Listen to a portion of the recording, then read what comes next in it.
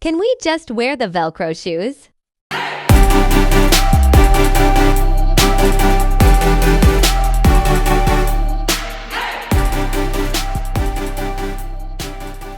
Happy May.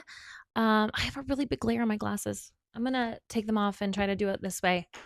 If I go cross-eyed, mind your business. But what? How are we here? I feel like we just started the school year and we're on the tail end of it. If your household feels anything like mine right now, it's feeling like a lot, right? There's end of the year parties, end of the year award ceremonies, there's field trips and field days. And speaking of field day, I just missed the deadline to buy McCoy's field day shirt. So clearly I'm winning. But the end of the year, it doesn't just wear out our kids, it wears us out as parents. We're tired, we're stretched thin.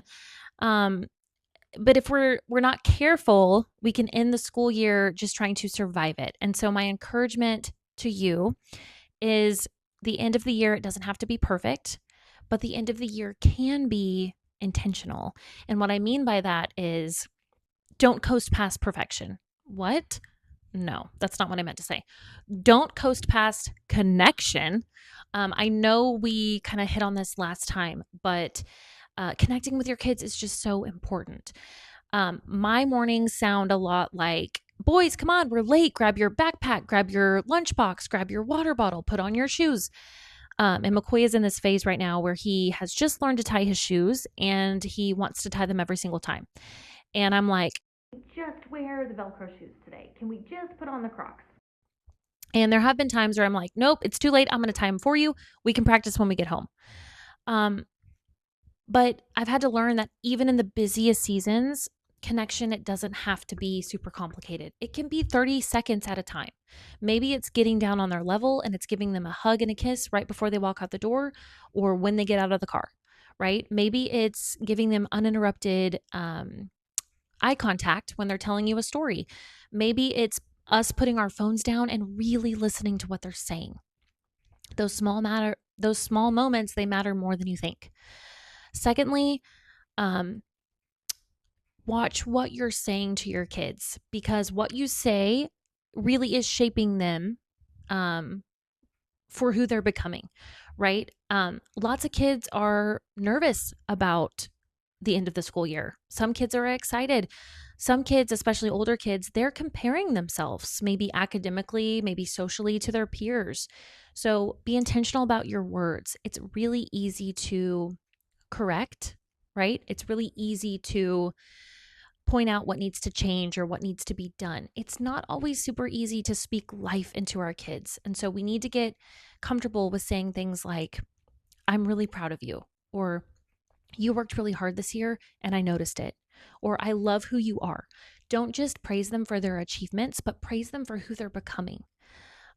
Because they'll take those words that you've spoken to them and they will take them onto the next chapter, into the next season, into the next school year. Lastly, mark the moment. I feel like we sometimes rush into summer because we're excited about it and we don't fully close the chapter, or we don't fully close the school year.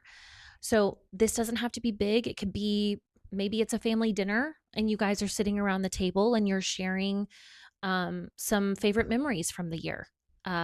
There was a time when Tucker was in elementary and he was really into anime. He would die if he knew I was telling you this, but he got a kimono for his birthday. And so at the end of the school year, we had a Japanese inspired meal and we had sushi and ramen and we drank out of a teapot and we sat around our coffee table on pillows and he wore his kimono. And it was just a really silly time, but it meant so much to him. It doesn't have to be that big. Maybe it's as simple as praying with your kids and thanking God for everything that He's done for you throughout the year.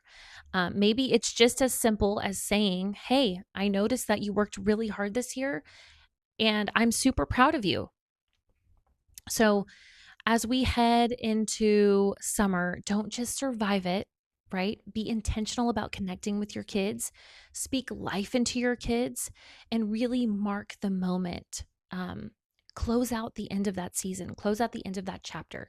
You're doing an amazing job. Keep it up. We've got this. And remember, if you're raising kids in faith, you deserve the biggest high five.